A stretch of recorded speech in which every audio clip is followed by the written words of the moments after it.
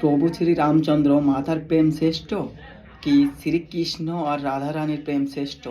এই প্রশ্নটা করেছেন কলকাতা থেকে অনুসুয়া চট্টোপাধ্যায়। হ্যাঁ, আমি আমার মতো করে উত্তরটা দিচ্ছি। আমি যেটা ভালো মনে করি সেইটাই বলছি। দেখো, আমার মতে দুইজন দুইজনের দিক থেকেই শ্রেষ্ঠ, কিন্তু এদের ভিতর যদি কম্পেয়ার করা হয় তো আমি মনে করি শ্রীকৃষ্ণ আর রাধা রানীর প্রেমই শ্রেষ্ঠ। কারণ তারা দুই যুগের, যে এই দুই দাপর আর ত্রেতা যুগ, এখানে তারা এটা প্রমাণ করেছে যে অপূর্ণতাতেই প্রেমের সার্থকতা।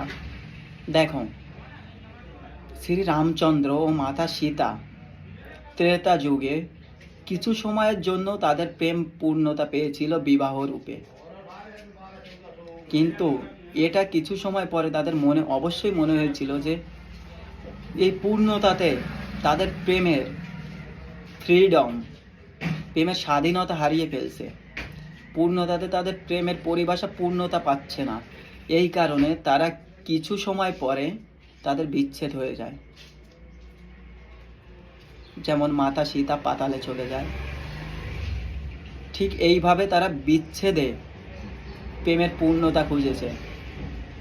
ঠিক তেমনই মাতা সীতা আর শ্রী রামচন্দ্র দাপরে শ্রীকৃষ্ণ আর রাধারানীর রূপে এসে অপূর্ণতাতেই প্রেমের সার্থকতা খুঁজেছে। তারা পুরো জীবনকালে কখনো তাদের প্রেমকে পূর্ণতা দিতে চায়নি।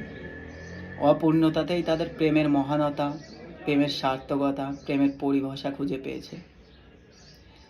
যে শ্রীকৃষ্ণ মহাভারতের মধ্যে যুদ্ধ শত ভাইয়ের বিরুদ্ধে 5 ভাইকে বিজয় করতে পারে, সে কি পারতো না যে রাধা রানীকে নিজের করে নিতে?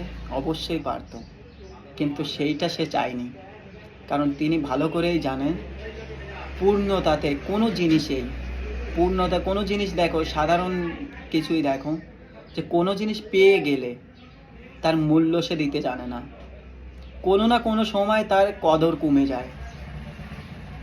সামান্য আমার এই ব্লেজারটা দেখো, যখন নতুন কিনেছিলাম তখন এটা আমার কাছে যতটা ভ্যালু রাখতো, যতটা যত্নে রাখতাম, এখন কিন্তু আমি রাখি না। প্রতিটা জিনিসই তেমন।